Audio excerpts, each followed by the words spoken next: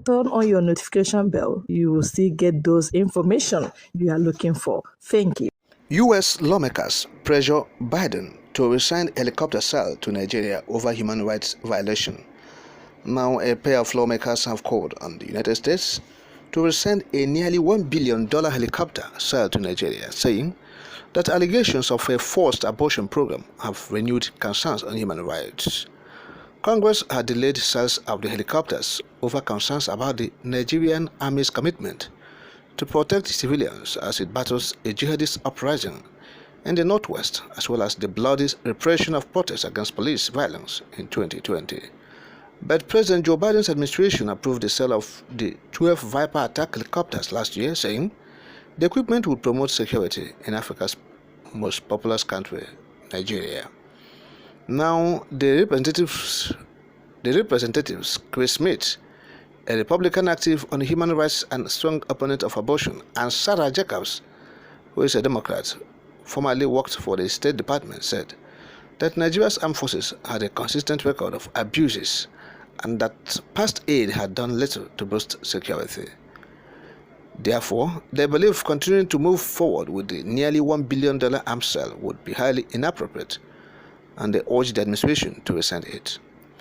An investigation last year found that Nigeria's military has conducted a years-long illicit program to carry out abortions among victims of jihadists, with some girls and women who refused being beaten, held at gunpoint or drugged. That's according to Reuters. Now, the military denied the report. The U.S. lawmakers call comes amid sporadic violence ahead of February 25 elections in the country. A State Departmental spokesperson asked about the letter rescinding the helicopter sale said that the United States vests Nigerian forces before they receive U.S. assistance. In her words, I quote, "The department does not provide assistance to a security force or unit if there is credible information indicating the unit has committed a gross violation of human rights. We consistently raise concerns about credible allegations of human rights violations and abuses at the highest levels and urge the Nigerian government to thoroughly and transparently investigate and hold to account those responsible for wrongdoing." End of quote. Usai. The U.S. said that the Nigerian government should investigate and hold to account those responsible for wrongdoing. There is nothing like that. Nobody is doing that. They are not doing it, and they will not, and they are not going to do it because they are not known for it. Look at what they are doing. Abuses, human rights abuses, everywhere. Not only in the Northwest. Nothing is happening in the Northwest to compare what is happening in the Southeast. Forceful disappearances. When you say Northwest, we begin to wonder what is happening there. Nothing in terms of abuses, just little or nothing. If you come to the Southeast, you see the real abuses, see invasion of the military. The invasion, communities being invaded. The military is committing arson on daily basis in the Southeast, burning down family houses, destroying properties, community buildings. They bring it down because of nothing, unprovoked, unwarranted attacks on innocent persons, forceful disappearances, Nigerian army committing genocide in the Southeast. So this United States of America should understand this. When you talk of human rights abuses of Nigerian army, you talk about what they are doing in the Southeast, the criminality they are carrying out. Go to our mama, you see the invasion. Go to Oguta, you see the invasion. Go to communities in Anambra State, you see the invasion. Go to communities in Enugu State, Hamofu, you see invasion. Go to Abia State, you see invasion. Ebonyi State, that is everywhere in the Southeast. They're invading communities. All right? Destroying lives and property. Say they are waging war against agitators or criminals. So we believe that the United States should listen to these lawmakers. They have to understand that decision. And again, the United States said, look, or the lawmakers said, the aid that has been given to the Nigerian government, say it did nothing, little or nothing, to boost security. Aid that has been given to them, they will squander it. They are not ready to utilize it.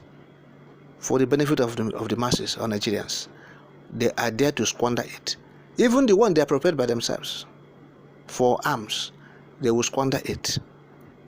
So we are joining forces with these lawmakers to tell United States, particularly the President, Joe Biden, to rescind the decision, because they are using it to torment Nigerians, innocent civilians.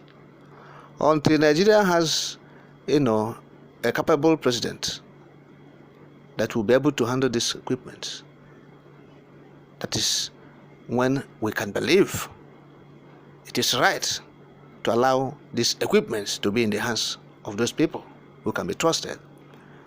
And from all we are seeing, there's no thing like that for now. Talking about those that you can trust. We have not seen that.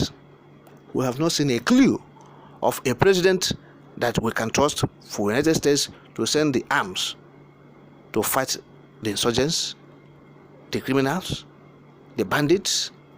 We have not seen the government that can be trusted to give aid, that the US should hand aid over to them, that they will not loot and squander it. You see. So until then, which we don't know when it will be, yes, even as the people of Biafra, the Southeast, the Eastern region, will mobilize for the referendum. Because as the election is forthcoming, that the US said, the lawmakers said, we are experiencing violent crimes and activities of criminal elements being sponsored by politicians across this country, majorly in the Southeast. Yes. So they are there, burning police offices, destroying lives and property, and they will heap it on IPOB, which we have known is their old antics. We have said they should change tactics. This one not old, but they bring another one. So the issue of right abuses about the Nigerian army is not something that will, if you're writing it on the pages of book, it will take the volume of 260 pages or thereabout. Yes, the evil they are committing against Nigerian persons, Nigerian people, talking about the human rights abuses. So we support these two lawmakers in the US. Please keep it. Do not send again. Do not send any equipment again to this administration. They are not utilizing it very well. They are using it to attack innocent persons. They are sending their troops and the equipment with their attack jets or whatever to the Southeast zone where nothing is happening, and they will leave their own area. Those who are sending these troops go to their places. Casino, bandits is ravaging the whole places. They will not send the helicopter to go and attack their people. They will send it to Southeast zone, where people are moving peacefully. Only that the DSS are using faceless persons, masking themselves to perpetrate evil and criminality, and they will say IPOB. So these are the things happening. US lawmakers, we are in full support of what they are doing. Nigeria is not ripe for that. If you entrust this weapon into their hands, they misuse it. Right abuses, everything, everywhere. So until it is ripe, and we don't know when it will be ripe, yes, before we can say yes, you can bring this equipment.